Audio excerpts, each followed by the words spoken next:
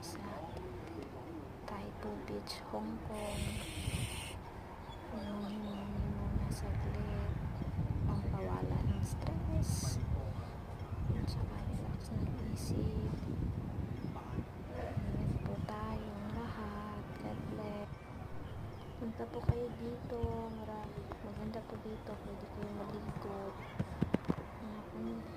Pagbayan to po.